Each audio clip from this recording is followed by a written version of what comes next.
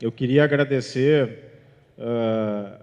primeiramente, a toda a equipe aí que se envolveu na organização do concurso, que foi simplesmente intenso organizar um encontro nacional inteiro ali, em questão de 5, 6 meses, que foi o tempo que a gente teve. Então, a todo mundo que se envolveu, não vou citar nenhum nome, um por um agora, porque eu ia estar sendo injusto, mas queria agradecer a todos que se envolveram ativamente no encontro nacional. Bom, outra coisa que eu queria agradecer de forma destacada são os nossos patrocinadores, porque se nós não tivéssemos empresas que acreditassem no encontro, nas acervas em si, no encontro nacional, e não abraçassem esse evento, ele estaria longe de ser possível em termos financeiros. E, em primeiro lugar, nesse ponto, o nosso patrocinador master, que é a WE Consultoria, empresa que todos aqui conhecem. Não conheço um cervejeiro que não tenha sido cliente da WE pelo menos uma vez, justamente pelo pioneirismo e por tanto tempo que eles estão no mercado, sempre com aquela postura, aquela qualidade de atendimento impressionante. Quem não foi cliente, muitas vezes, que é loja também, é parceiro comercial e assim vai, né? A eles o nosso muito obrigado por ser o nosso patrocinador master, que teve, né, gerou a viabilidade completa do evento. Os nossos patrocinadores prata, Indupropil, lá de Juí, empresa que começou muito pelos fermentadores cônicos, mas que hoje em dia já tem uma brew shop completa lá em Juí, já está vendendo para o Brasil inteiro. Lamas Brew Shop, que começou lá em São Paulo e agora já tem, né, as suas filiais aí, o pessoal que ainda é, né, a cervejeiro caseiro, e que, assim como a gente vê muitas cervejarias, né, os cervejeiros caseiros por aí que querem criar sua cervejaria, os Lamas, eles eram cervejeiros caseiros que tiveram o sonho de montar a sua brew shop, o que é uma coisa muito interessante também. E a Agrária, nosso terceiro patrocinador prata, que sempre apoia aí a grande maioria dos eventos de cerveja e também acreditou no Encontro Nacional das Acervas aí e não titubeou em participar e nos apoiar. E também os nossos patrocinadores bronze, onde entra aí a Malt Shop, Brew Shop aqui de Porto Alegre, do Eliandro, que começou pequena e cada dia tem crescido mais aí, atendendo a galera e fazendo seu diferencial no atendimento, nos horários, na qualidade de tudo, nos produtos diferenciados aí, por ela ser bem independente. Temos a cerveja da casa, do Daniel, que começou aí e leva como principal destaque seus moinhos de rolo aí. Me lembro há 5 anos atrás, quando ele me falou que ele ia construir um moinho, construiu, e hoje em dia ele não dá conta de produzir, de tanto sucesso que está fazendo. A Full Gauge, também outra empresa aí que todos aqui conhecemos, porque eu também não conheço um cervejeiro que não tenha um controlador da Full Gauge em casa, e também não conheço nenhuma brew shop que não venda os termostatos da Full Gauge. Outro patrocinador bronze aí que está nos apoiando. Temos a Barco Brewers, uma cervejaria bem, digamos assim, bem inovadora, bem arrojada, cujo lema é Anyone Can Brew, e inclusive agora em seguida, perto, e nos folders que vocês receberam aí, tem um folderzinho que explica o Beer Match, coisa que eles vão explicar depois, entre os intervalos das palestras. A Dado Beer, que foi patrocinadora no Encontro Nacional de 2010, que ocorreu aqui, e foi extremamente importante. Novamente, eles estão com a gente, estão apoiando, e estão presentes em todos os encontros que nós fazemos aqui. E, por último, a Tupiniquim, cervejaria aí que todos conhecem, destaque, foi cerveja do ano nos últimos 2 nacionais de Blumenau. Está aí nos apoiando, vai participar no evento do sábado, lá em peso. Foi muito responsável por trazer também o Nathan Smith, que vai palestrar. Então, a todos esses patrocinadores, em nome da Serva Gaúcha, Muito obrigado.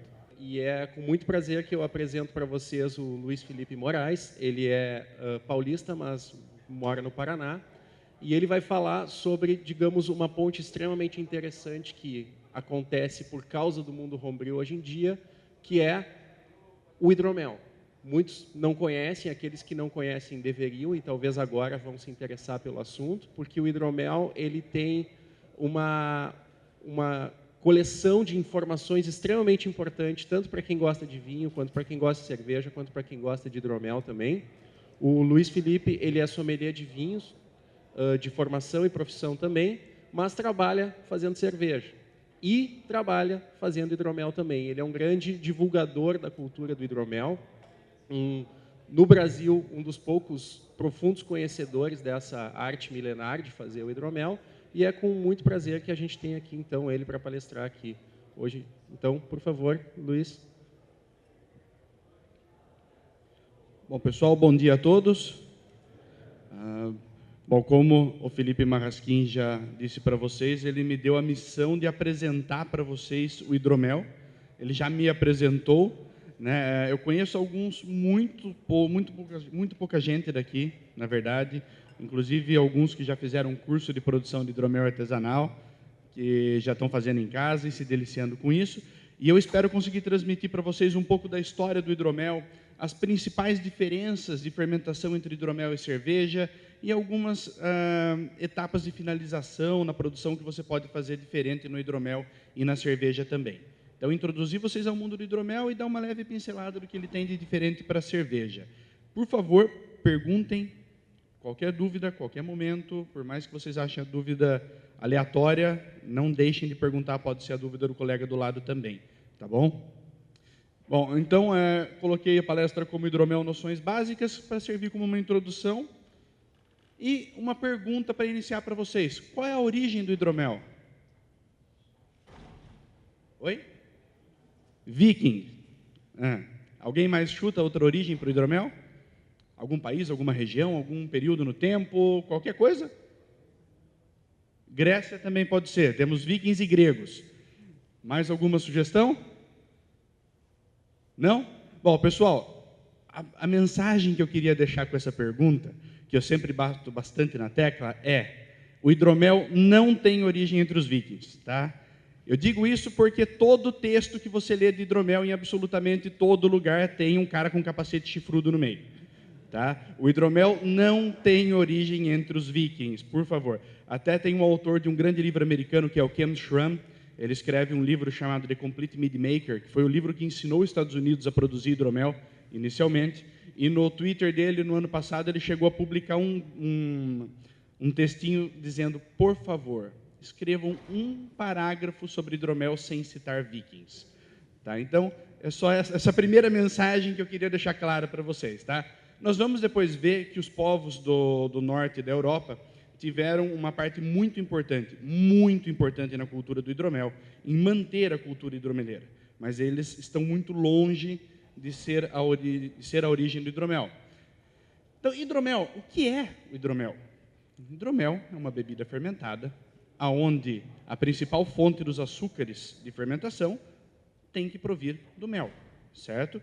Por que os principais? Porque eu posso adicionar frutas, eu posso adicionar especiarias, eu posso adicionar melado de cana, eu posso colocar flor, eu posso colocar o que eu quiser dentro do meu hidromel.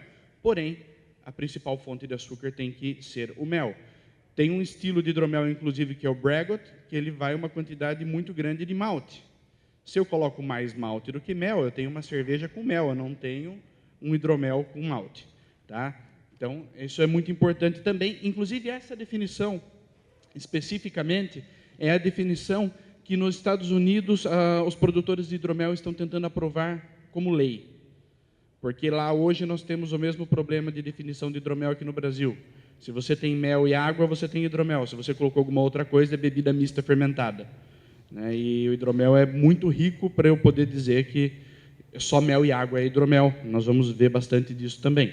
É uma bebida de importância histórica. Talvez foi a primeira bebida criada pelo homem, feita pelo homem de maneira consciente. Eu sei que os cervejeiros defendem que é a cerveja, os produtores de vinho defendem que é o vinho, e eu, como do hidromel, vou defender que é o hidromel. tá? Mas é uma coisa até levemente subjetiva. Subjetiva não. É fácil de imaginar que o hidromel possa ser a primeira bebida fermentada. Como é que eu faço para fermentar o mel acidentalmente? Jogo um pouquinho de água em cima dele, o mel já fermenta, eu já tenho hidromel. A abelha, ela trabalha dentro da colmeia dela para manter a umidade do mel super baixa, normalmente abaixo de 21%, 23%, 21%, para que ele não fermente espontaneamente. Se você molhou, você tem fermentação. Aí você imagina uma tribo de africanos, nômades, e esses africanos passam hoje por uma árvore, onde tem uma colmeia numa árvore. Eles rasgam a casca daquela árvore, tiram um pouquinho do mel e deixam aquela colmeia exposta ao tempo. Vão para outra região e chove na região onde eles tinham essa colmeia. Quando eles voltam ali 1 mês e meio, 2, depois eles vão buscar mel naquela mesma colmeia, eles vão tomar, eles vão falar, poxa, isso aqui está mais divertido dessa vez, né? Esse melzinho está deixando um baratinho bacana, está ficando gostoso. Então, naturalmente, eles podem ter sido induzidos a descobrir que, umedecendo o mel, eu tenho a fermentação, eu tenho hidromel, e por aí vai. É mais fácil eu ter que esmagar a uva e colocar num container dedicado, ou ter que fazer todo o processo do malte para que haja fermentação, mesmo que acidental. Mas, ainda assim, é mais provável que o mel tenha sido usado sem querer do que as outras bebidas. Então, teoricamente, baseado nisso, não existem evidências arqueológicas disso. O hidromel pode ser mais antigo que a cerveja e o vinho. Os humanos procuravam mel para consumo há mais de 8.000 anos. Egípcios, gregos, romanos já produziam hidromel. Inclusive, gregos e romanos tinham estilos próprios de hidromel, com receitas próprias de hidromel que eles faziam. Os romanos, por exemplo, gostavam muito de um tipo de hidromel chamado morá, que é um hidromel com uma carga de amora preta gigantesca, que ficava parecendo um vinho tinto. Os gregos, eles faziam um hidromel super doce, que eles davam o nome de ambrosia. Tá? Não é o doce que nós temos hoje em dia. Eles chamavam um tipo específico de hidromel de ambrosia. Então, a cultura do hidromel já era enraizada com estilos próprios há muito tempo. Mas, recentemente que eu falo, cerca de 1.500 anos atrás, os povos do leste europeu e da Escandinávia eram grandes adoradores da bebida. Mas eles eram grandes adoradores até porque eles não tinham muita escolha. Quando o açúcar de cana começou a chegar na Europa, o mel, que era a principal fonte de adoçante, era o principal produto para adocicar absolutamente tudo, caiu em um certo desuso, porque o açúcar era muito mais barato de usar, não tinha as abelhas para ferroar o pessoal, não precisava montar a colmeia, você não destruía a colmeia toda vez que retirava o mel, você simplesmente pegava o açúcar pronto e usava. Então, o mel virou um produto muito caro. O hidromel, que já era uma bebida de alto status, passou a ser uma bebida quase que exclusiva para a realeza, porque o mel ficou caríssimo de produzir e de se conseguir. Então, o hidromel foi caindo em desuso na Europa inteira, na região onde era Roma, dos países da região da Grécia. O hidromel foi praticamente extinto e ele foi totalmente substituído por cerveja e vinho, exceto no norte da Europa, a região da Escandinávia, onde viviam os vikings. Porque ali era muito complicado o pessoal cultivar uvas próprias para vinho. Então, eles continuavam necessitando de uma bebida para a realeza. Essa bebida para a realeza nessa região continuou sendo o hidromel. Então, sempre nós vemos vikings tomando hidromel, porque eles não tinham opção, na verdade. Tá? A principal bebida deles era o hidromel, por falta de ter como produzir outra que eles considerassem de alta qualidade e tudo mais. Em alguns países da Europa, inclusive, tem relatos acho que na Lituânia, existem relatos históricos de que em festas reais eles chegavam a abrir 10 a 12 barris de hidromel por festa. E somente em festas reais. Então, o hidromel era guardado para ocasiões extremamente tops, de alto status. Outros países que o hidromel se manteve muito firme nessa época foram Irlanda, Escócia, Inglaterra, Finlândia. Todos esses países do norte com bastante frio, ele foi mantido bem vivo. Uma certa ressurreição e uma prova... Ressurreição. E uma prova que o hidromel se manteve vivo nesses países é esse livro aqui, que está citado, The Closet of the Eminently Learned Sir Kenelm Digby. É um livro de 1669, escrito por um figurão inglês, que o trabalho dele era simplesmente ficar coletando receita com as madames da época e colocando num livro.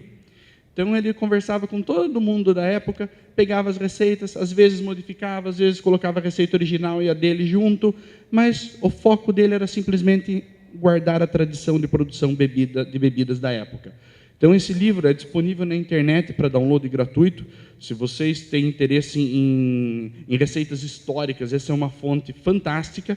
Ele não fala só de hidromel, tá? Fala de hidromel, mas fala de cerveja, de vinho, de alguns licores. Ele faz uma mistura de uma variedade bastante grande de bebidas. E ali nós temos muitas receitas de hidromel.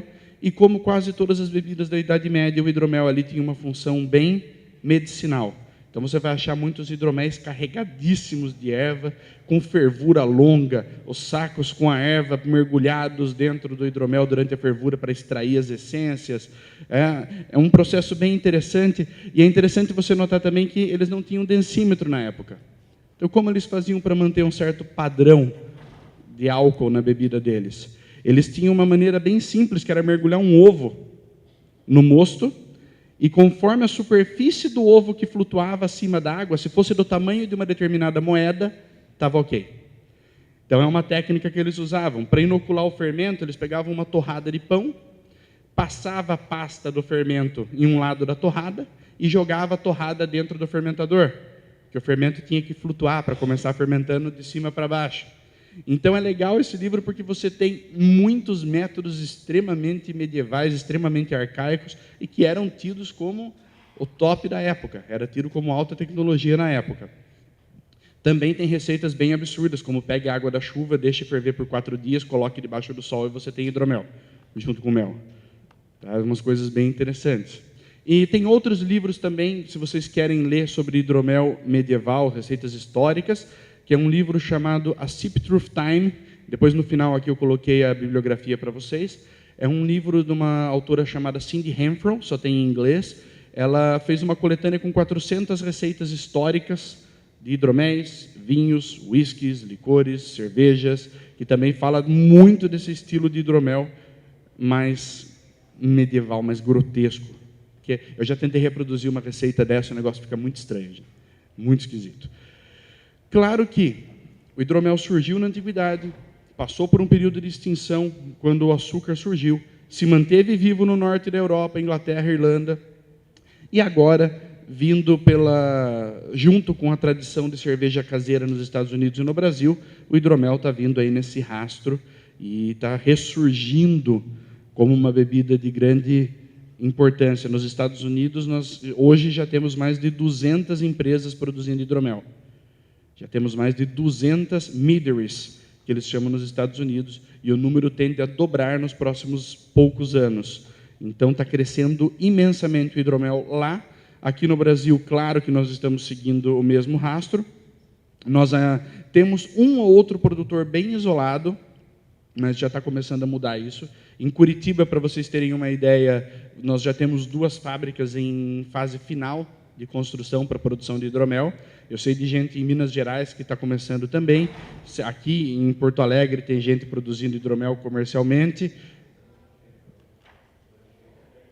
No Anchieta nós já temos uma aqui. Eu sei de São Paulo também tem uma cervejaria que está produzindo e comercializando hidromel. Então o hidromel no Brasil nos próximos anos vai entrar no mercado com força, além da produção de hidromel caseira. Tá? Então nós vamos ter uma ampliação muito grande de disponibilidade de hidromel. Nos Estados Unidos existe hoje o que é o maior concurso de hidromel mundial, que é o Mazer Cup. O Mazer Cup vem crescendo numa proporção gigantesca. Esse ano foram 750 amostras de hidromel, 400 amostras de produtores caseiros e 350 de comerciais. Para vocês terem uma ideia, em menos de 15 dias as 400 amostras caseiras estavam preenchidas. Foi muito rápido, muito absurdo, e ficou muita gente reclamando que não tinha espaço para colocar mais. Tá? O hidromel, essa competição, ela recebe hidromel simplesmente de todo canto do mundo. E por que ela se chama Maser Cup? Esse utensílio que está ali em cima chama-se Maser. E historicamente no norte da Europa, né, a região dos vikings, nós temos ali esse utensílio como sendo o principal utilizado para consumo de hidromel. Tá? Então não é o chifre que os vikings usavam, não é nenhum tipo de taça adornada, mas simplesmente uma cuiazinha, normalmente feita de madeira ou barro, às vezes algum metal. Mas isso é a Maser que era utilizado o hidromel. Nos Estados Unidos nós não temos só a Maser Cup, nós temos também competições quase que mensais, espalhadas por todo lado nos Estados Unidos, falando de hidromel. Então está muito forte, está muito intensa a produção de hidromel por lá. A aparição do hidromel também foi reforçada por alguns filmes hollywoodianos da vida, tá? Por exemplo, Robin Hood. Robin Hood, se vocês assistirem o último, tem o Frei Tuck lá, o freizinho gordinho que carrega as abelhas dele de um lado para o outro, e mostra ele fazendo hidromel exatamente como descrito no livro do Sir Digby. Ele lá fervendo o mosto, mergulhando saquinhos de erva ali dentro para extrair. É bem bacana. Você tem o 13º guerreiro, que tem o Antônio Bandeiras, que uma hora ele é oferecido bebida, ele fala, não posso tomar nem fermentação de trigo, nem de uva. O cara bate no peito dele e fala, é mel. Então, ele está, obviamente, tomando hidromel. Beowulf também, eles tomam hidromel o filme inteiro. E aí tem mais filmes. Senhor dos Anéis cita hidromel, O Hobbit cita hidromel. E como a maior parte do público hidromeleiro ainda são os jovens aficionados, nerds, roqueiros, recreacionistas medievais e coisas do tipo, com esse tipo de filme aqui, vocês imaginam como é que está a comunidade de hidromel no Brasil, né? É a primeira referência do pessoal. E depois de saber que podia se produzir cerveja em casa e produzir cerveja com excelente qualidade em casa, por que eu não posso produzir também hidromel em casa com qualidade? Qual seria a grande diferença, qual seria o grande problema de eu produzir hidromel? Além de ele levar mais tempo, não tem muito problema. A maior questão do hidromel mesmo é o tempo de produção dele. Bom, como eu falei já da produção no Brasil, que tínhamos alguns outros isolados, mas apesar de no Brasil nós estarmos começando a conhecer o hidromel agora, apesar da imigração europeia que nós tivemos, o hidromel não foi trazido junto, os nossos índios já produziam hidromel. Os nossos índios produziam hidromel e com mel de abelhas nativas, que são as meliponinas, que são aquelas abelhinhas pequenininhas que grudam no cabelo, que fazem aquele canudinho na colmeia dela. Os nossos índios produziam e era uma bebida de altíssimo valor para eles. Eles chamavam de tucanaíra e essa bebida era utilizada apenas em rituais muito importantes para a aldeia. Então, os nossos índios aqui já tinham o domínio da técnica de produção de hidromel. Não só hidromel, eles faziam também bebida fermentada de mandioca. Mas o hidromel para eles era muito importante. E o nível de interesse do brasileiro em hidromel cresceu de verdade de 4 a 5 anos para cá. Até 3 anos atrás, 90% das pessoas, mais de 90% que você perguntava, já tomou hidromel? Você via um ponto de interrogação, o cara não sabia nem o que era hidromel. Ele não tinha nem noção do que significava hidromel. Hoje o cara não tomou, mas pelo menos ele já ouviu falar em algum lugar. E isso é notável a diferença. Como é notável também a diferença de qualidade das produções caseiras nos últimos anos. Não sei se vocês sabem, mas nós já conseguimos organizar aqui no Brasil 2 encontros nacionais de produtores de hidromel artesanal. Foram reuniões pequenas, uma em Curitiba, uma em São Paulo. Até temos participantes aqui das duas, inclusive. Esse ano vai ser em Minas Gerais, esse ano já vai ser um pouco maior, vai ser também com algumas palestras e tudo mais. Mas nós, por esses encontros, conseguimos medir como a qualidade do hidromel caseiro no Brasil está melhorando. Estou mentindo? Está melhorando imensamente. Mas nós ainda estamos muito atrás, por exemplo, do que os Estados Unidos está fazendo em relação ao hidromel. Até porque eles já estão produzindo hidromel lá há 15 anos para mais. Tá? Tem gente pesquisando hidromel a sério nos Estados Unidos desde a década de 80. Certo? Então, aqui nós ainda temos muito chão para conseguir igualar, mas eu tenho certeza que nós vamos igualar e passar eles sem demorar muito. E os ingredientes principais do hidromel é a água, o mel e as leveduras. Desses 3, quais vocês acham que é o principal? Não? Ninguém acha? Não, o mel. Tá? O principal ingrediente do hidromel é o mel.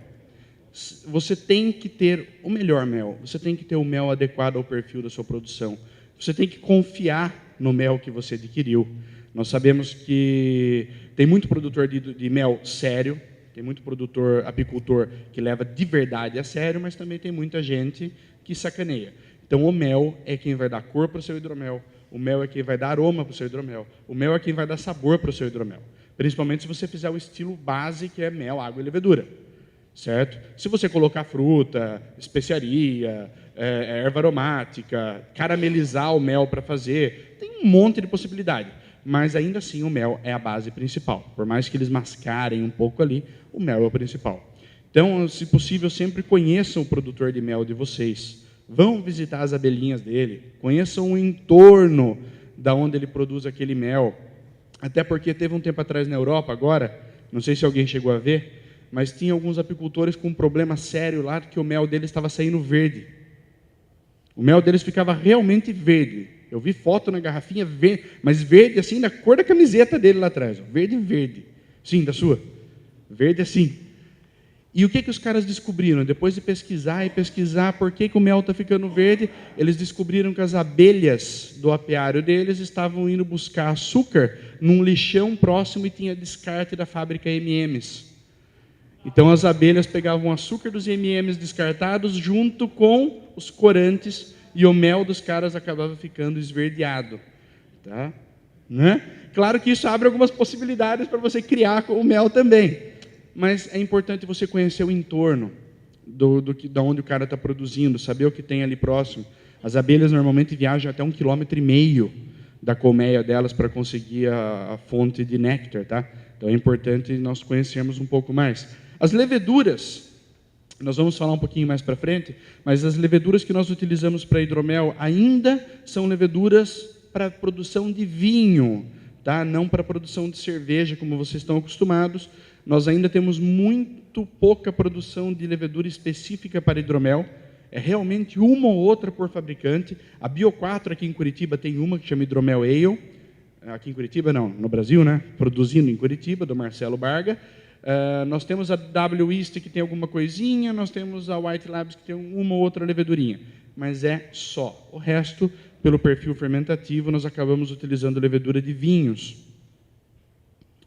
Então, a água é um ingrediente tão importante quanto na cerveja, só no hidromel se trabalha menos a água do que se trabalha para a cerveja. Claro que você tem que ter água filtrada, livre de agente contaminante, livre de odor e livre de cloro, né? Mas você não precisa trabalhar a dureza dela, é uma coisa bem mais tranquila. Às vezes o pessoal só faz uma correçãozinha com carbonato de cálcio para controlar um pouco o pH da fermentação. Mas é só, a água não é uma grande preocupação. E as leveduras para vinho.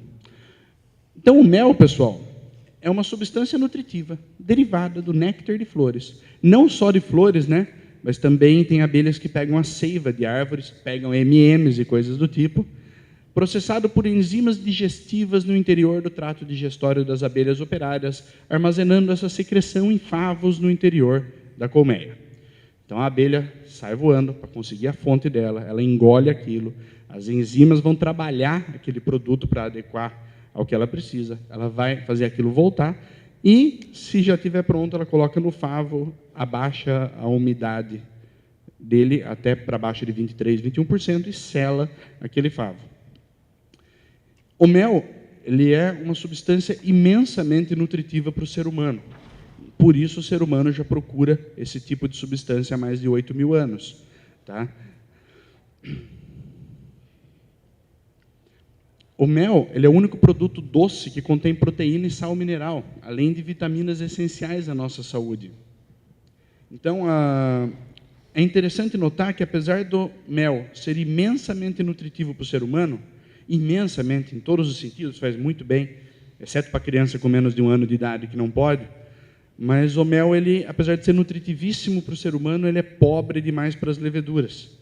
E isso causa uma das grandes diferenças da fermentação do hidromel para a cerveja.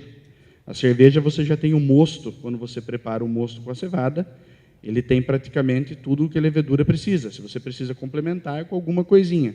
No hidromel, não. No hidromel, o que tem alguma coisinha, você tem que complementar com todo o restante. Tá? Então, é uma diferença bem grande.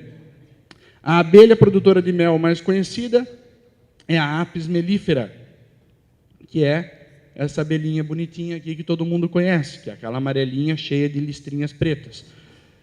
Essa abelha ela foi trazida da Europa para cá. Tá? Ela não é uma abelha nativa, então ela é uma espécie exótica. Ela foi trazida, cruzada com as abelhas africanas para que aumentasse a produção, e é a abelha que nós encontramos ainda em 99% dos apiários do Brasil. Essa abelha ela tem a grande vantagem de ser muito produtora, ela é muito trabalhadora. Então, uma colmeia dessa, dependendo da região onde ela está no Brasil, consegue produzir até 60 quilos de mel por ano. A média, normalmente, 20 para um pouquinho mais de quilos por ano. Mas no Nordeste brasileiro, ela tem uma produção gigantesca. Ela pode chegar a 60 quilos de mel por ano. E nós temos as floradas de mel, que no Brasil são riquíssimas e ainda são muito pouco exploradas. Vocês querem ver um exemplo? Que tipos de mel você conhece, de fonte de açúcar? Mel de laranjeira, eucalipto. Como? Mata nativa. O que mais? Jataí é uma abelha. Mas aí eu vou falar das meliponinas. Eu vou falar de florada. Laranjeira, eucalipto, mata nativa. Silvestre não é uma florada. Silvestre é a ausência de uma florada específica. Aí você diz que você tem um mel, digamos assim, genérico, que é o mel de florada silvestre. Que pode, inclusive, ter MM num florada silvestre.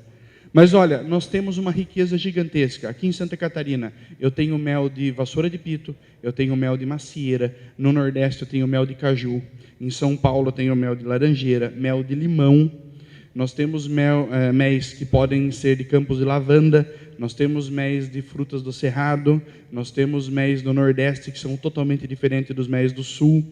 Nós podemos ter mel de uma enorme variedade de plantas. Bracatinga, no Paraná, é um mel extremamente escuro, cor âmbar, um sabor bem mineral e com leve amargor. Nós temos uma variedade gigantesca de méis no Brasil que ainda são completamente desconhecidos para a maioria das pessoas. Tá? E nós deveríamos explorar imensamente essa variedade de méis, até para criar hidroméis com a cara do Brasil. Tanto utilizando méis que só tem aqui no mundo, mel de caju. Onde é que o pessoal vai conseguir mel de caju se não for importado do Brasil? Então, nós temos essa variedade maravilhosa que nós poderíamos explorar, inclusive na cor. Vocês veem aqui, né, como eu tenho mel que é extremamente claro, que, por exemplo, é um mel de laranjeira, que tem esse tom bem clarinho, até um mel de eucalipto bracatinga, que pode chegar a essa cor aqui. Ó. Tá? Então, sempre que vocês verem um nome de florada predominante, ele tem que ter cor, aroma e sabor daquela florada predominante. Se ele não tiver, o rótulo é enganoso, o cara está enganando vocês. E isso se transmite completamente dentro do hidromel que vocês estão fazendo. Todas essas características passam para o hidromel. Inclusive, se vocês começarem a fazer hidromel, quiserem mandar hidromel para participar do BJCP, tomem muito cuidado com isso. Porque na ficha de inscrição de hidromel, você pode declarar a variedade de mel que você usou.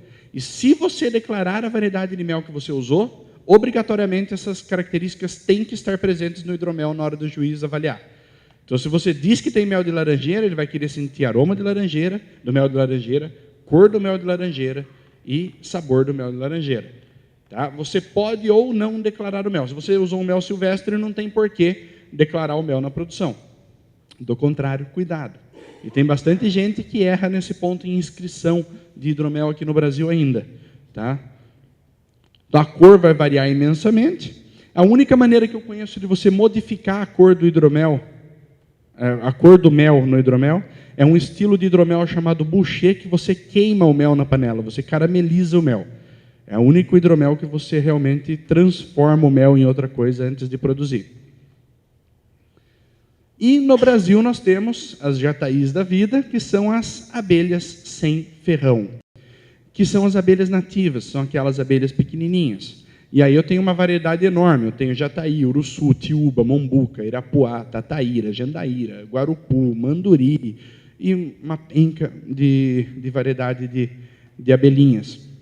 Algumas voam mais rasteira, algumas a média altura, algumas a grande altura. Isso já muda completamente o perfil do mel delas. Elas são produtoras de mel em muito pequena quantidade, que é o grande problema de viabilizar essas abelhinhas comercialmente. Enquanto uma colmeia de apis pode chegar àquele volume absurdo que eu falei para vocês, de 60 quilos por ano, uma dessas daqui raramente ultrapassa 1 quilo por ano. 1 quilo por ano de mel. Né? Então, imagina que você vai fazer 20 litrinhos de hidromel aí, que você precisa de cerca de 7 quilos de mel. Você precisa de 7 colmeias dessas pequenininhas aqui para fazer 20 litrinhos. E alguém chuta quanto é que custa o quilo de um mel dessas abelhas? 100 ou mais reais por quilo. Tá? Um bom mel de Jataí hoje você encontra de 100 a 120. Fácil. Certo? E ela não tem a estrutura da colmeia dela da mesma maneira que a apis, que é aquela abelhinha europeia. A estrutura da colmeia dessas abelhas sem ferrão é pequenininha, normalmente é uma caixinha desse tamanhinho, e em vez de formar favos, ela forma bolsões de cera, e ela enche esse bolsão com o mel ali dentro. Esse bolsão é tão bem formadinho, é realmente uma bolsa tão perfeitinha, que para colher o pessoal simplesmente espeta uma seringa e puxa o mel de dentro. Porque o mel feito pela abelha sem ferrão é extremamente líquido. Ele não é firme que nem o mel da apis, que é denso, que é pastoso. O mel dessa abelhinha aqui é bem líquido, tá? Com um aroma bem particular, com um sabor bem particular. E agora você imagina, além de ter todas essas floradas exclusivas de mel que nós temos no Brasil, frutas que nós só temos no Brasil, você tem abelhas que só existem no Brasil, produzindo méis que só vão ser encontrados no Brasil. Então, olha o potencial que eu tenho de um produto, um hidromel com muita característica nacional, com muita característica bem particular. E só um adendo, apesar de serem chamadas abelhas sem ferrão, elas têm ferrão, tá? Só que ele é levemente atrofiado, então a abelhinha não consegue espetar ele na gente. Mas a abelha sem ferrão ficou o nome, porém ela tem um ferrãozinho. Tá? E eu trouxe algumas fotos delas aqui para vocês. Então são essas pessoinhas simpáticas aí, que são as abelhinhas sem ferrão. Aqui é uma jataí, essa abelha aqui, que é a mais amareladinha de todas elas. Tá? Nós temos também a uruçu amarelo, que ela parece um pouco em cor, mas o corpo dela é bem diferente. E essa daqui é a melgueira. São essas as bolsinhas que essas abelhas guardam o mel. Então, olha aqui, por exemplo, tem uma que ainda está aberta. Então, ela vai depositando mel, conforme ela vai enchendo, ela vai fazendo mais uma camadinha de cera, até que chegou no topo, ela fecha o bolsão de mel dela. E aqui eu tenho o canudinho de cera de entrada de uma colmeia de jataí. Então, pessoal, quando vocês verem uma dessas... Isso aqui cresce em todo lugar, tá? Isso aqui cresce dentro de caixa de força, em buraco, em muro de bloco, em casca de árvore vazia. Isso aqui cresce em absolutamente todo canto. E se vocês tiverem interesse, pesquisem na internet que tem como você remover, fazer isca, criar esse tipo de abelhinha. É bem legal. A não ser que você mora dentro da cidade, perto de um lixão. Aí não vale a pena. Vocês vão só maltratar os coitados. Tá? Então, se possível, né? Tenha certeza de onde vem o mel. Se você está comprando mel comercial, tem que ter selo do CIF, do Serviço de Inspeção Federal. Isso é muito importante. Se for comercial, eu, por exemplo, não compro mel comercial. Eu viajo 200 quilômetros no Paraná para ir na casa de um cara que é produtor, que é apicultor, então eu compro direto dele. Então não é a coisa assim mais bonita. Vem uns pedacinhos de abelha morta ali no meio, umas asinhas, uns pedaços de cera. Não tenho selo, mas eu tenho certeza absoluta do mel dele. Eu conheço o cara, já vi as colmeias dele e tudo mais. Se o cara coloca selo de orgânico no mel dele, tá? E cobra mais caro por isso, obviamente, só verifiquem se essa instituição que está oferecendo esse selo de orgânico para ele é externa à própria empresa. Tipo, se não é um selo que ele mesmo deu para ele. Tá? Que tem muita empresa fazendo isso agora na modinha dos ambientais. Ela fala, meu produto é orgânico. Tá, quem certificou orgânico? Não, eu mesmo. Criei uma comissão aqui dentro e me certifiquei como orgânico. E estou cobrando mais caro por isso. Então, se você quer pagar mais caro num mel orgânico, por uma pegada mais natural, só se certifiquem que a empresa que outorgou o selo é externa. E leveduras, as mais usadas para a produção de hidromel, Saccharomyces cerevisiae e Saccharomyces baianus. Tá? São as duas ainda mais utilizadas na produção de hidromel. Oi? Por isso que a baianus não. A baianus é muito rápida, tá? A Saccharomyces baianus ela é extremamente veloz, ela é neutra, ela fermenta assim absurdamente rápido e até o talo. Fermentação de hidromel, pessoal, se você usar uma Pasteur Champagne da vida, que é uma Saccharomyces baianus, ela consegue trazer a sua densidade final para abaixo de 1000. Eu já terminei hidromel com densidade final de 0,996. Tá? Ela seca assim imensamente mesmo. Então usamos hidromel, para hidromel, leveduras de vinho, dadas as características fermentativas. Então, pessoal, tem muita diferença na hora de fermentar o hidromel. Eu tenho falta de nutriente para a levedura, igual eu tenho no vinho. Eu tenho necessidade de oxigênio constante, igual no vinho. Eu tenho necessidade de remover o CO2 do mosto em fermentação, igual do vinho.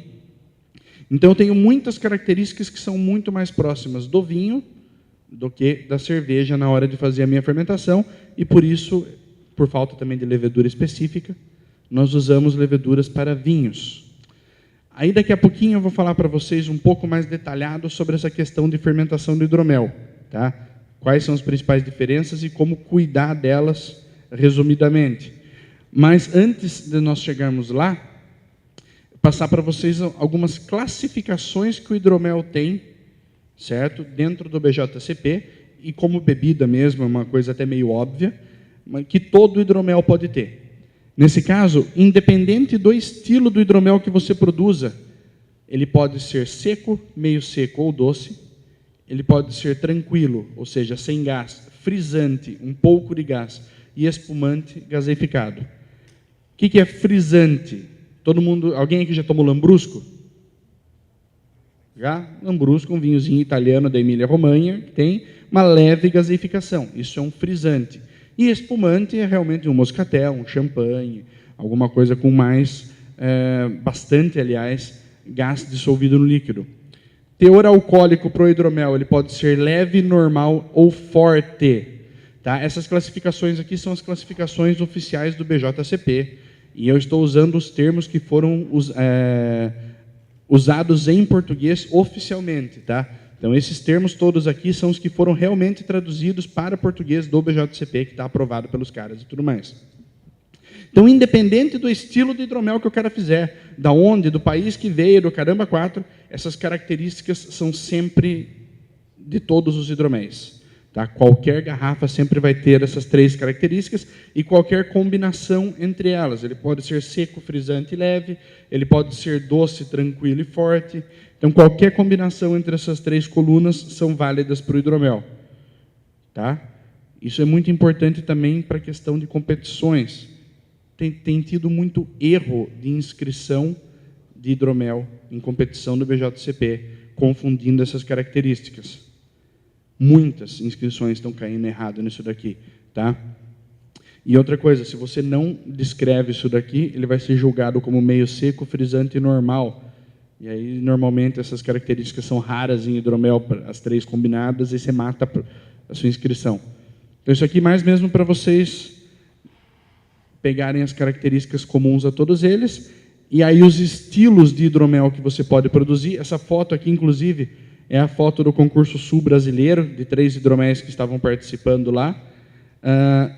Hidromel tradicional é aquilo que nós falamos que é o água, mel e levedura, simples, direto, sem nada demais, que é onde também você verifica a qualidade de produção do produtor, a técnica, né, do produtor, porque é onde você tem mais chance de mostrar defeito.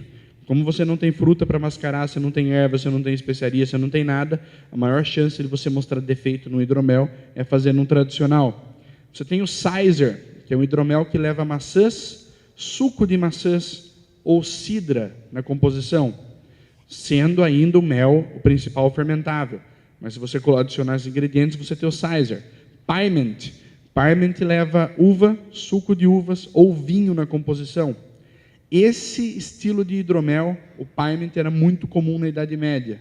Misturar hidromel com vinho, adoçar o vinho com mel. tá? Eles também faziam muito. Melomel, hidromel com qualquer fruta, desde que não seja a maçã e a uva citadas em cima.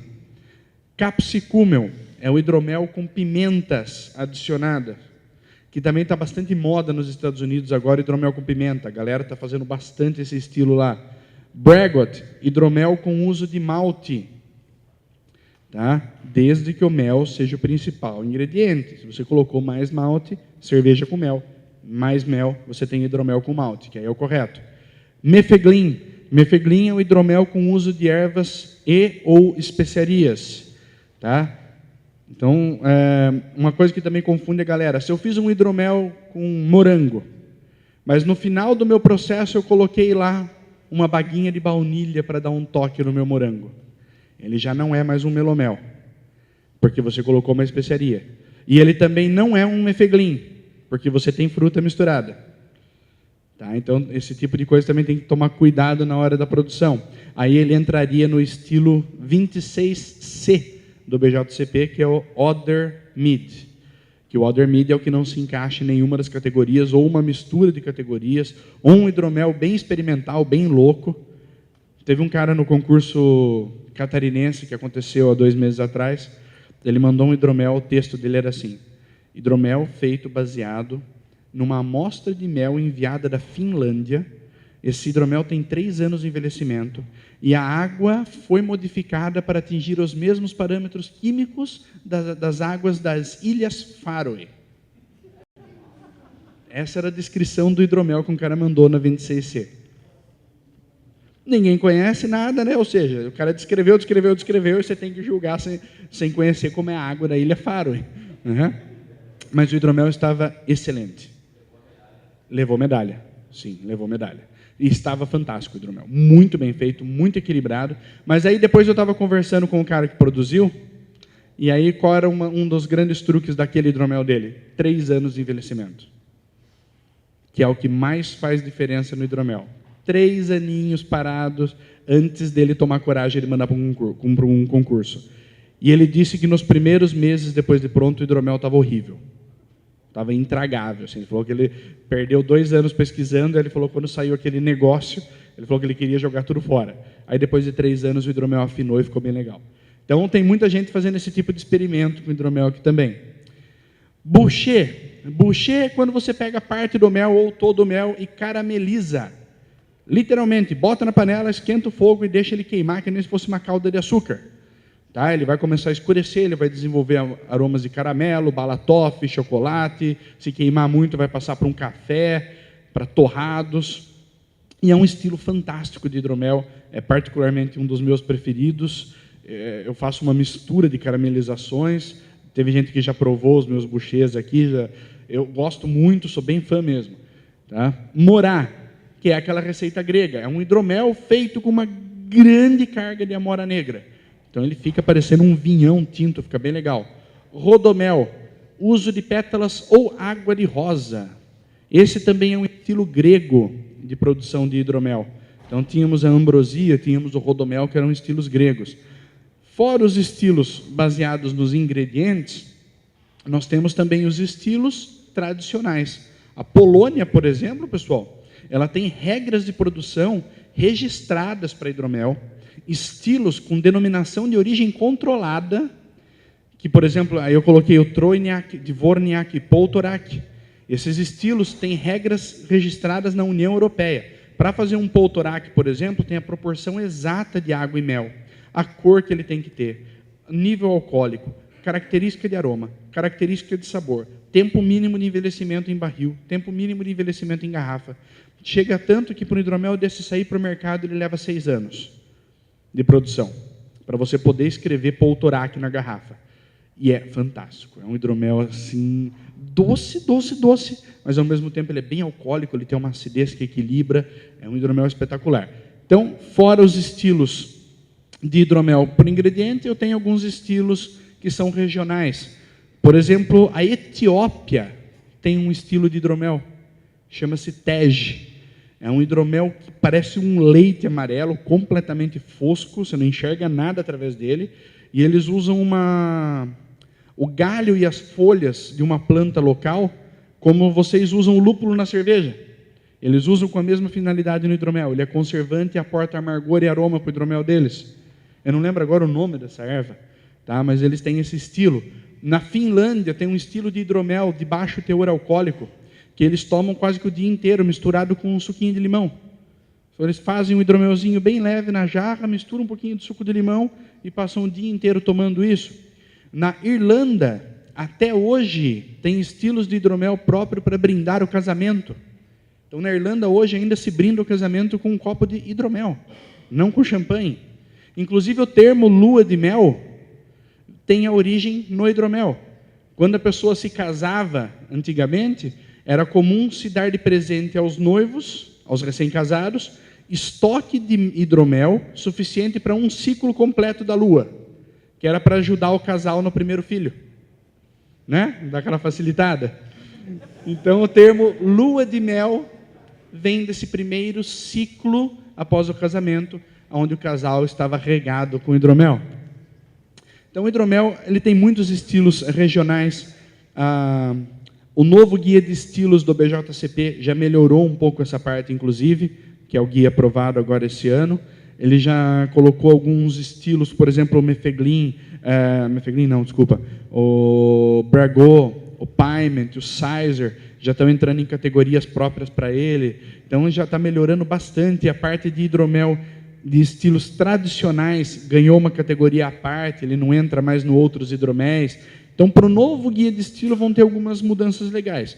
Mas como as competições desse ano todas ainda, pelo jeito, vão ser baseadas no de 2008, então esses estilos todos entram no outro hidromel. E quais são... Eu estou falando, vocês não têm perguntas? Não? Oi? Não, tranquilo? Tranquilo? Sem perguntas? Esse mel comercial que o pessoal usa e que geralmente não se sabe a origem, quando ele vem, por exemplo, com açúcar ou com algum espessante ou nata que se já ouviu falar, ou farinha, isso inviabiliza a produção, prejudica? Qual é a tua opinião? Eu nunca vi caso de inviabilizar, mas que prejudica com certeza. Porque você vai ter ali elementos que são estranhos para a levedura e vai criar estresse de fermentação, off-flavors, principalmente se tiver muito açúcar simples colocado no meio, você vai ter criação de off-flavors, sem dúvida nenhuma. Comprar mel comercial sem ter a menor noção da origem dele é complicado, porque em casa não tem método seguro para você testar. Não tem como. Aliás, falando em método seguro de mel, uma pergunta bacana. O que vocês acham do mel cristalizado? É o melhor que tem. Exatamente. Se o mel cristalizou, é porque ele está em excelente condição e não foi adulterado. Tá? Isso é importante. Mas, como pesquisador do tema, complementando a pergunta, na tua avaliação, esses médios que a gente tem por aí, supermercados, sendo vendidos em altos valores, que não cristalizam, até porque o senso comum vai contra essa ideia de que o mel cristalizado ele é puro. Sim. Né? Tem crescido demais, abaixa a qualidade, ou tem baixado demais a qualidade do mel para ser vendido? Tem, principalmente porque o pessoal está usando enzimas no mel para que ele se mantenha liquefeito em supermercados. Essas enzimas trabalham quebrando as cadeias de açúcar que se encontram naturalmente no mel, deixando as cadeias menores de maneira com que ele não cristalize. O problema é, depois que você usou essa enzima, você não tem mais necessariamente mel. Você tem um xarope com base em mel, porque as cadeias de açúcar foram completamente modificadas. Então, mel em supermercado, sinceramente, bom, já pelo preço eu não recomendo, né? E outra, é raro você achar mel em supermercado com variedade de florada. Outra, você não tem ideia do que o cara usou ali dentro. Você não tem ideia da idoneidade daquele mel. Você não sabe se ele colocou outros adjuntos, além de enzimas ou conservadores ou coisa do tipo. Eu falo conservador, parece um absurdo colocar um conservador num produto que é talvez o mais estável. Acho que o alimento mais estável da humanidade é o mel. Tá? Nada dura tanto tempo quanto ele. Em condições ideais, já foram encontrados ânforas com mel em tumba egípcia e o mel estava bom. Tá? Tá? Então, o mel ele tem uma capacidade de se manter imensa. E ainda assim o povo fica colocando enzima, conservador, ácido cítrico, tá? Melhoradores, amido de milho, e entre outras coisas. Mas a certificação não teria que constatar isso? Teria. Passa. É que nem combustível adulterado. Não deveria estar adulterado porque tem fiscalização, mas tem. Tá? Por exemplo, tem uma cidade no Paraná, ela já foi a segunda maior produtora de mel do Brasil e a maior exportadora de mel para a Alemanha. Ela tinha praticamente toda a produção de mel vendida anualmente para a Alemanha. Ainda assim, os alemães fizeram análise e pegaram que praticamente todo o mel que saía dali tinha adulteração. Todo. Quebrou a produção de mel da cidade inteira, consequentemente do estado e por aí vai. Então, não deveria ter? Não. É por isso que eu falo, conheça o produtor, vá atrás do produtor, veja onde ele tem um apiário dele, compre direto do balde, sujinho mesmo, sabe, com um pedacinho de abelha, com um pedaço de favo, caramba, 4. Chega na sua casa, a hora que você fizer o mosto, passa por um saquinho de voal que você deixa ele limpinho. Tá? Mas comprar no supermercado é a minha última recomendação. Tipo, só se você estiver muito desesperado para fazer hidromel e não achou lugar nenhum. Tá? Senão não tem como. Armazenamento, a história de que mel se guarda fora da geladeira ou dentro da geladeira. Armazenamento dentro ou fora da geladeira? Independente. Desde que ele esteja lacrado e você não deixe entrar umidade. A única coisa que você precisa para o mel é isso. Mantenha ele lacrado e não deixe ele ganhar umidade. A umidade é a única coisa que pode detonar o mel. Se estiver bem lacrado dentro da geladeira também, não tem problema. Né? Agora, tem que garantir que está bem lacrado. Certo? Mas a umidade é o principal problema do mel. A abelha trabalhou o tempo todo para manter aquela umidade baixa. Né? Nós só temos que deixar aquilo do jeito que estava. Então, é a única coisa que você precisa fazer para conservar. Ah, mas o mel cristalizou tudo. Como é que eu vou fazer hidromel agora? Coloca ele num banho-maria, 40 graus. Ele vai voltar a ficar líquido perfeitamente do jeitinho que ele era. A 40 graus você não vai perder aroma, você não vai perder sabor, você não vai perder nada. Tá? E armazenado, dentro ou fora da geladeira, é só não deixar pegar umidade, aí fica a sua escolha. Calor não faz mal para o hidromel, frio não faz mal para o hidromel. Pô, hidromel não, para o mel. Tá? Calor ou frio são indiferentes. Uma perguntinha. Sim. A questão da bebida hidromel, essas que tu mostraste para nós, todas elas necessariamente são doces ou adocicadas? E outra pergunta, a questão do nível, eu sou um leigo nisso, a questão do nível de açúcar no hidromel, essa bebida que a gente toma com o hidromel, é muito alto o açúcar que a gente ingere? E terceira, nós vamos degustar um pouco, tu trouxe hidromel para a gente tomar? Pergunta número 1, a questão de se o hidromel é doce. Não. Lembra que eu mostrei aquela classificação ali? Ele pode ser seco, ele pode ser meio seco, ele pode ser doce. Você na produção define isso.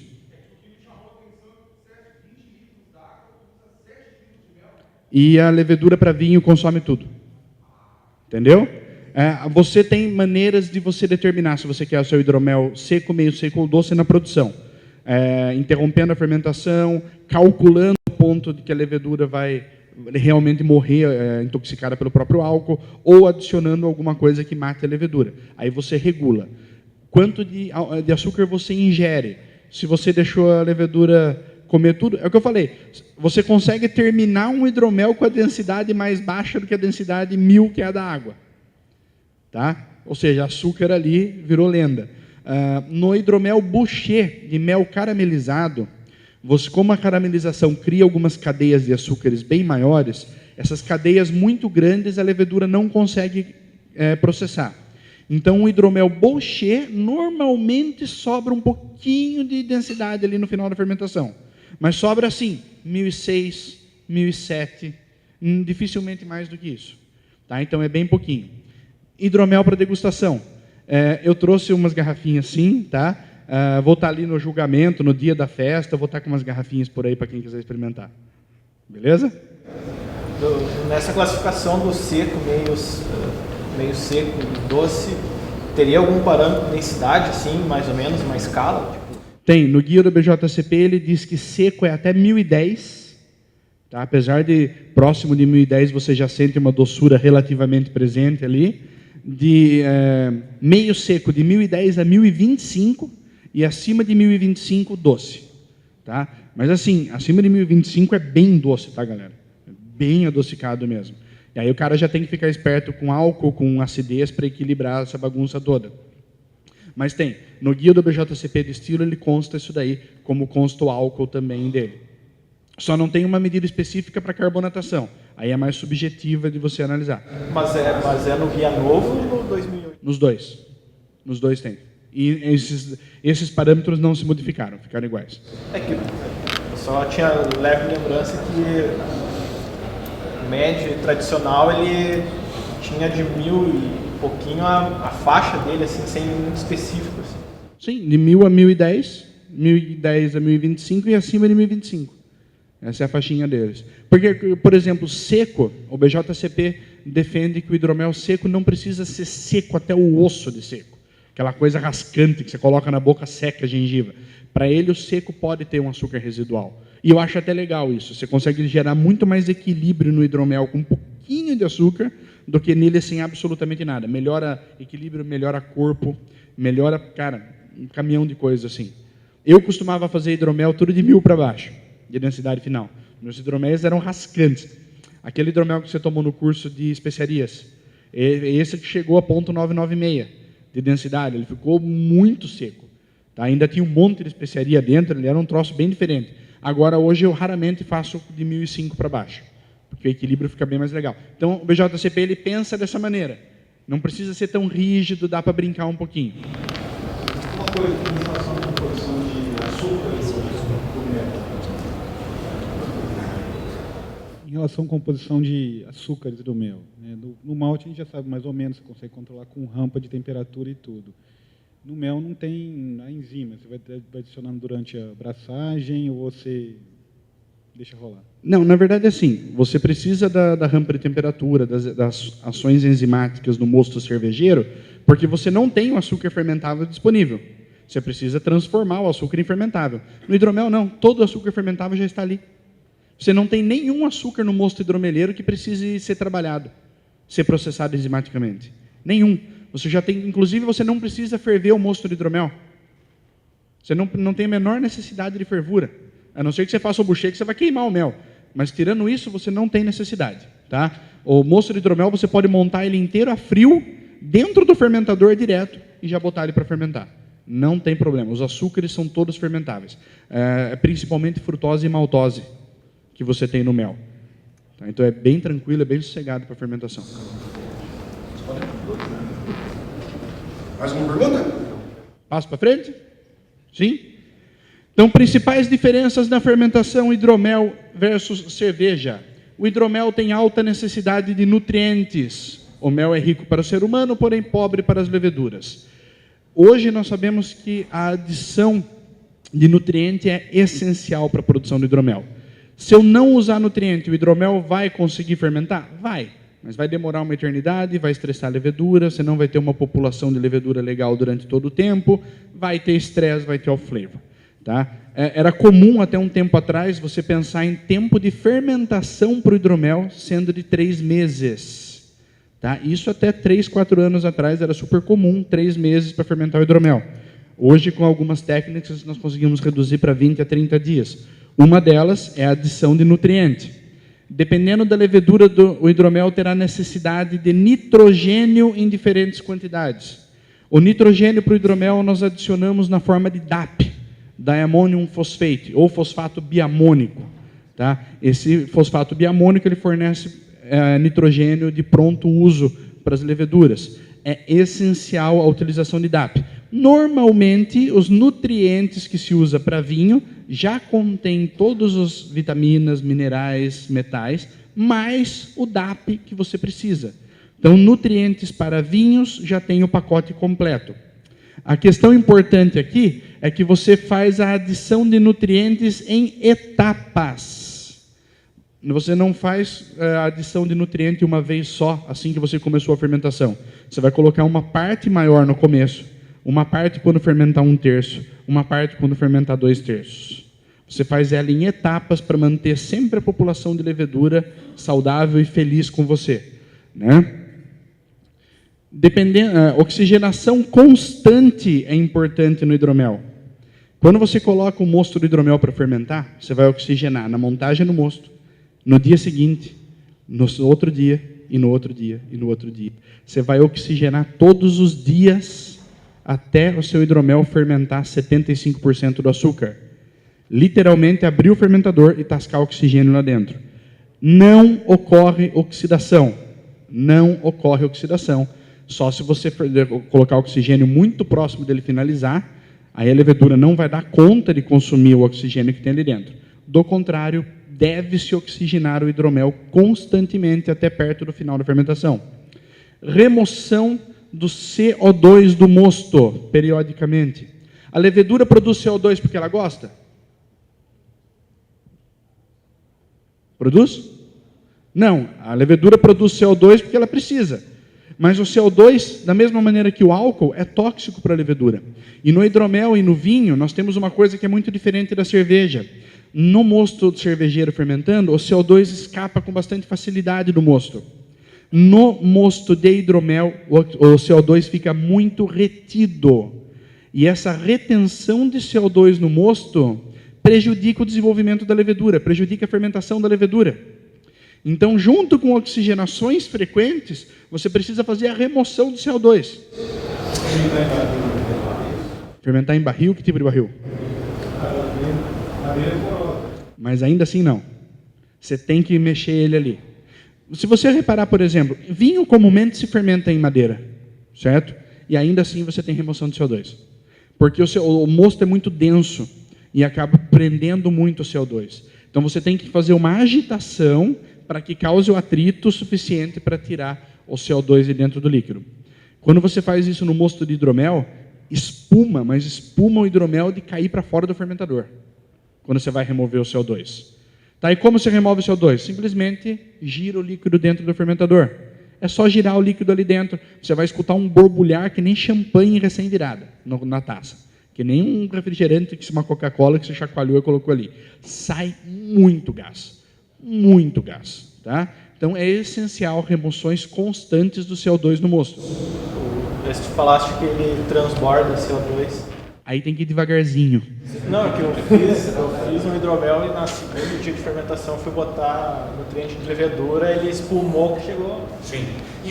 Espumar, quando você coloca nutriente, às vezes, é porque tem tanto CO2 ali, você colocou o nutriente, você causou um aumento repentino de atividade, aí aquela espuma sobe e cai, vira uma bagunça. Cara, muito bagunceiro isso. Agita antes. Isso, agita antes, só girar. Você começou a girar o mosto, você vai começar a escutar o barulhinho de gás escapando, mas você escuta, é alto. E aí você gira, até parar de sair gás ali de dentro. Isso nos primeiros dias você deve fazer 1 ou 2 vezes por dia, dependendo de como está o seu mosto. Tá? Então o mosto do hidromel, você trabalha muito ele durante a fermentação. Muito.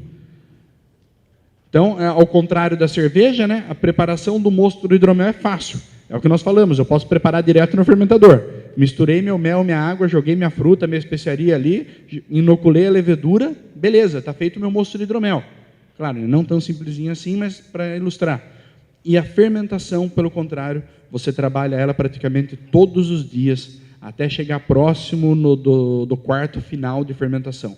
Então, a fermentação do hidromel é adição de nutriente em etapa, colocar oxigênio, remover CO2, direto, sempre, cuidando do mosto. Aí depende da temperatura que você está fermentando pela sua levedura. A levedura de vinho, você tem leveduras que fermentam desde 12 graus até 32. Então aí depende muito da característica que você quer dar para aquele hidromel específico. Você pode usar, por exemplo, a Lauvan. Tem uma levedura chamada QA23, que é uma levedura para fermentar a 12 graus. Essa levedura ela tem a intenção de você manter as características da matéria-prima ao máximo. Então, se você tem um mel que você achou a característica dele espetacular, e você quer alterar o mínimo possível e enaltecer as características dele, naturais, aí você vai fermentar o mais baixo possível. Se você quer dar um aroma mais frutoso, mais intenso, mais fruta madura, você vai pegar alguma outra levedura e fermentar um pouco mais quente. E aí a temperatura que você faz isso é a temperatura que você está fermentando normal. Você não precisa alterar a temperatura para fazer isso. Risco de contaminação nesse processo? Isso é importante. A turma sempre pergunta, né? Porque você está mexendo no mosto todo momento. Claro que você não vai mexer no mosto com o cachorro passeando do lado, com a corrente de ar ali jogando ar para cima. Você vai estar num ambiente o mais controladinho possível. Tudo que você colocou ali dentro sanitizado. Por outro lado, as leveduras de vinho são extremamente competitivas. Tá? Elas têm muito um fator até comercialmente explorado, que é o fator killer yeast, que elas realmente passam por cima de qualquer outro micro-organismo que tenha dentro do mosto ali em fermentação. Por outro lado ainda, eu tenho o mel, que é um bacteriostático poderosíssimo. O mel ele é usado medicinalmente na história da humanidade por características de... Ele não mata a bactéria, mas ele consegue inibir completamente o desenvolvimento dela. Então, para você contaminar um mosto de hidromel, você tem que caprichar. Tá? Você tem que ter muita força de vontade. Porque, olha fermentação de vinho. Os caras faziam fermentação em ambiente aberto, pegando aqueles negócios de madeira para ficar empurrando o bagaço para dentro do mosto. Amassava com o pé, entendeu? Então, pô, cara, você tem que ter com vontade, sabe? Claro, você vai pisar na bola com sanitização? Não, você vai usar um sanitizante, você vai manter tudo limpo, ambiente controlado, né? Você vai usar de boas práticas. Mas é de boa, é bem tranquilo, tá? Mas entenderam mais ou menos as diferenças aqui? Qual que é a lógica para determinar a quantidade de nutrientes, nitrogênio, os parâmetros? Nitrogênio, as boas leveduras de vinho, vêm com a necessidade baixa, média ou alta de nitrogênio. E aí você segue a indicação do produtor, tem a tabela de necessidade por litro, por mosto e tal. Quantidade, né, por volume e por densidade. Nutriente é a mesma coisa. Você tem que seguir a tabela do fabricante do nutriente. Não tem, o hidromel precisa disso. Tem a quantidade que o fabricante manda colocar. Porque se você exagerar no nutriente, você gera aromas medicinais no hidromel, no final. E fica medicinal mesmo. Consultório de dentista, band-aid, uns troços bem nada a ver. Aqueles xaropão, fica bem esquisito. Já coloquei lúpulo em hidromel, já fiz dry hopping, já coloquei com uma fervura de uma parte de água para colocar ali dentro. Inclusive tem um estilo de hidromel muito conhecido, que é um estilo dinamarquês, que chama Sangue Viking ou Viking Blood. É blood mesmo, não é blood, tá? Que ele é baseado num hidromel com bastante lúpulo, muito alcoólico e com bastante dulçor. Então fica amargo brigando com o doce e o álcool lá em cima.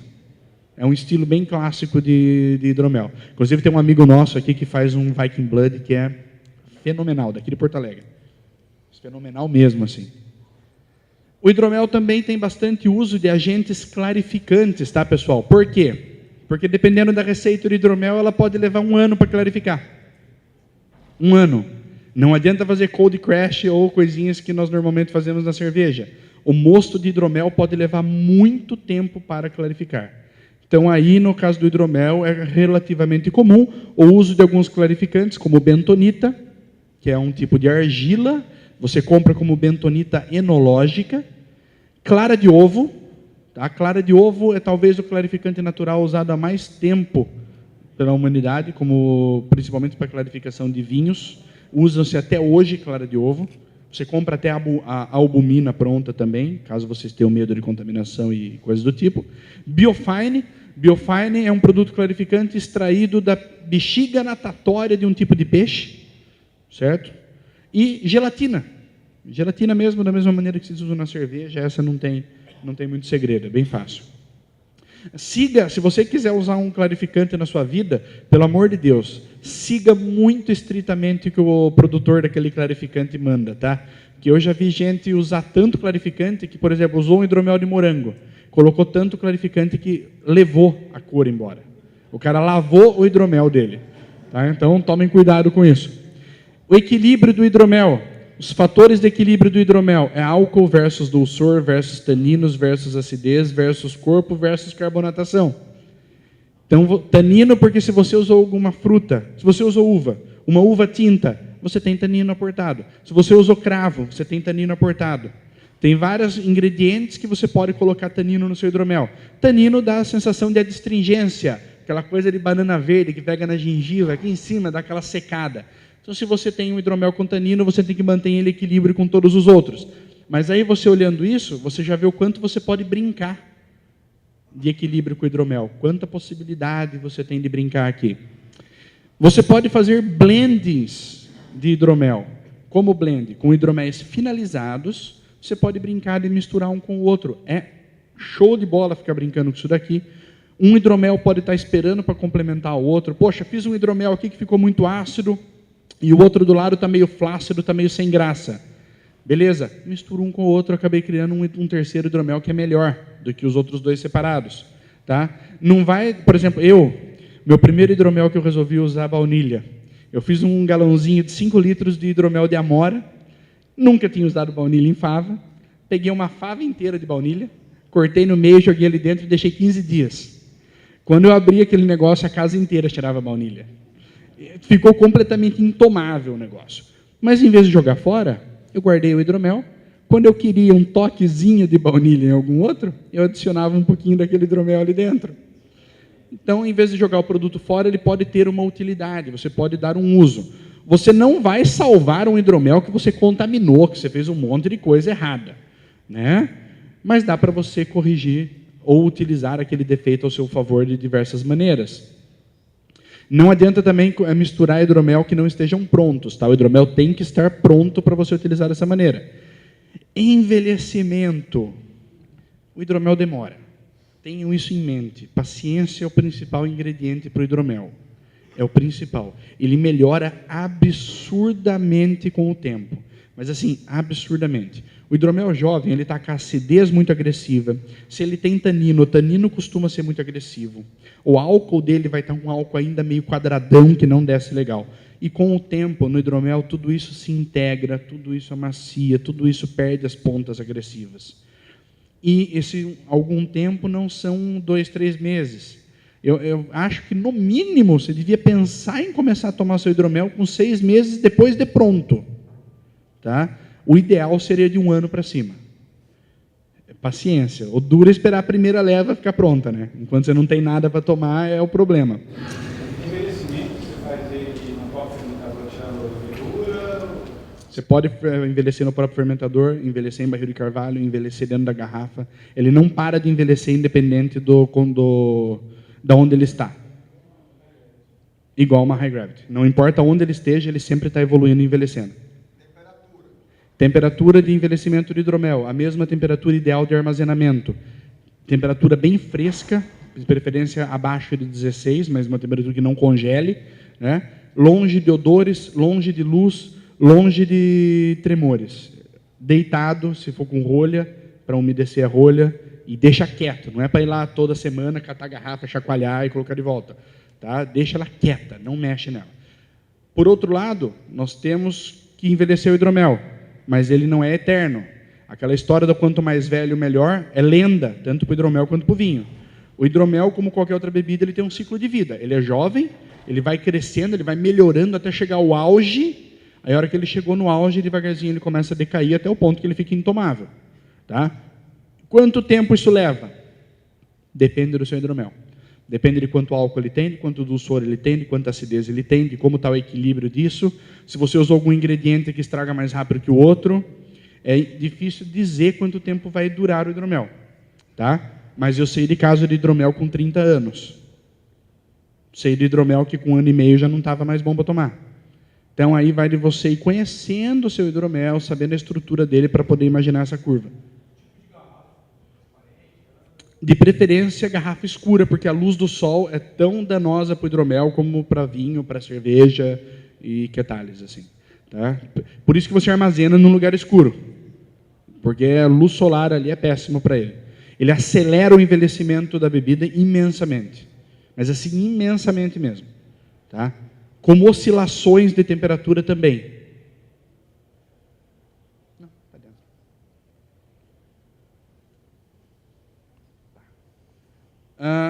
Aí está aqui até a próxima parte que vocês perguntaram agora, né? Está exatamente aqui o ambiente para o envelhecimento do hidromel. Escuro, isento de odores, fresco ou pelo menos temperatura constante e arejado. Tá? E só se for com rolha sempre deitado, que aí a rolha fica úmida, ela expande e veda melhor. Referências bibliográficas. Então, esses são alguns dos livros que eu muito recomendo para vocês, se vocês quiserem se aprofundar mais na questão do hidromel. The Complete Guide to Making Mead.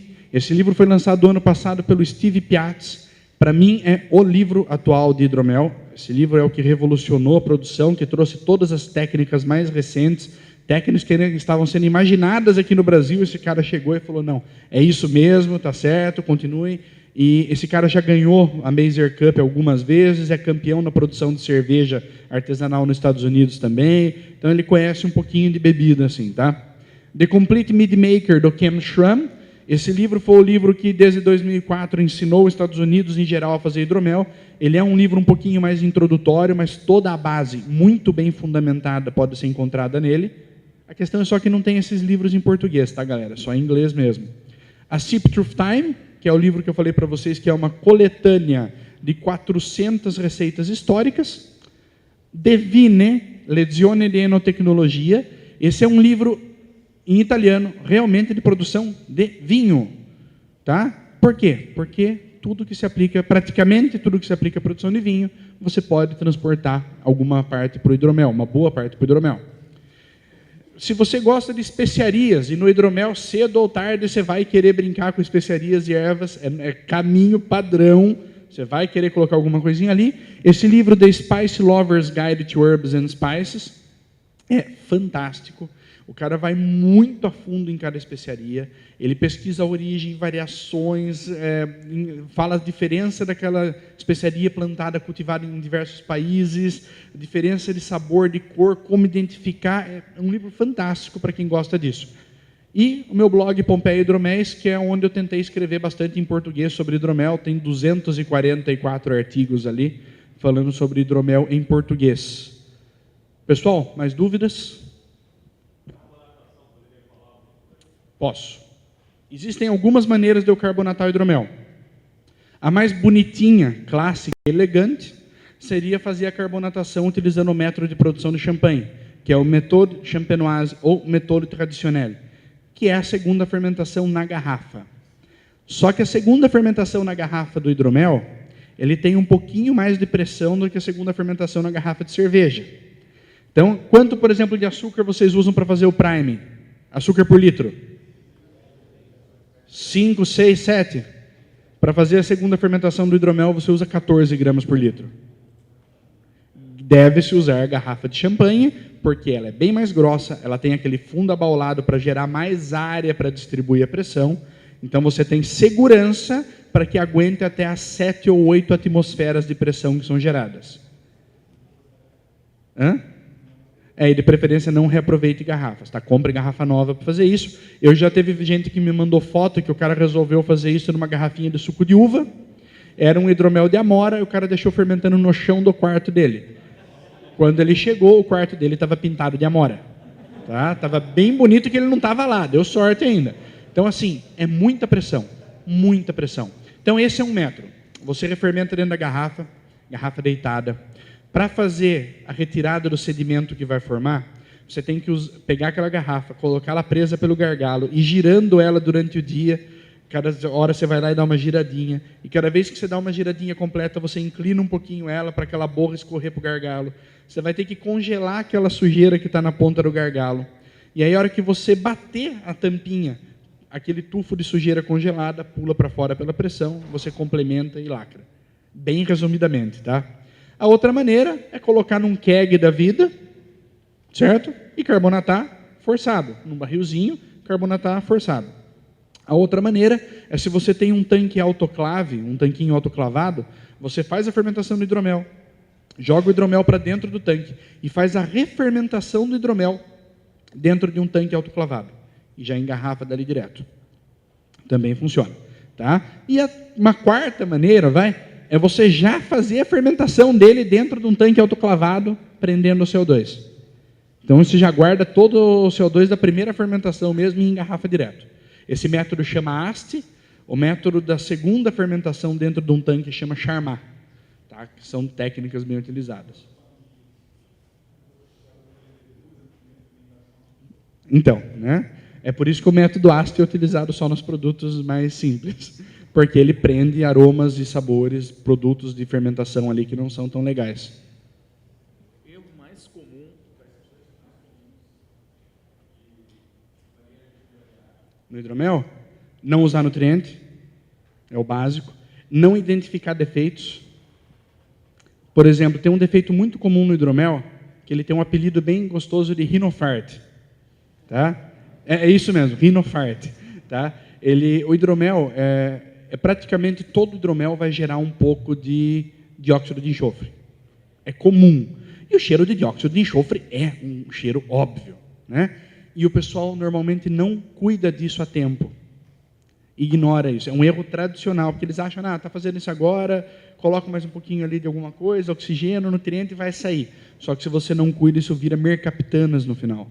E a mercaptana no hidromel não fede tanto quanto a da cerveja, mas né, ela é amarga a boca, dá aquele cheiro delicioso de borracha queimada, fica bem legal assim no final. Então esse talvez é um dos erros mais comuns. Outro erro é apressar a produção. Fazer de tudo para que fermente mais rápido. Sabe? Não cuidar de sanitização. É que vocês vão evitar muitos dos erros mais comuns da galera do hidromel, porque vocês já têm noção de fermentação. Quem está produzindo hidromel, na grande maioria no Brasil, não é o pessoal da cerveja ainda. É a galera que gosta de tema medieval, que gosta de rock, que gosta de, recreacionismo. Ainda é essa turma, e eles não têm noção de fermentação. Então, os erros mais comuns são esses. Mas eu acho que ignorar o SO2 é o principal. É o que mais pega. E não cuidar do pH. O pH no hidromel pode baixar muito. Se ele abaixar de 3,5, você trava a fermentação. Aí também o pessoal se mata com isso, faz de tudo e não nota que há estresse da levedura para a fermentação, fica a fermentação incompleta, vira uma zona.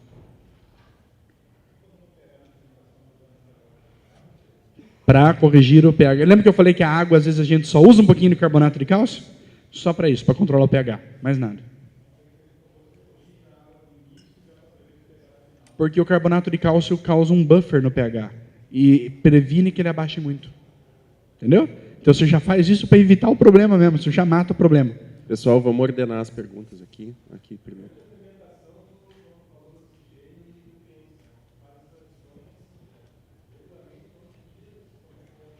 Adição de oxigênio praticamente todos os dias até perto do quarto final da fermentação.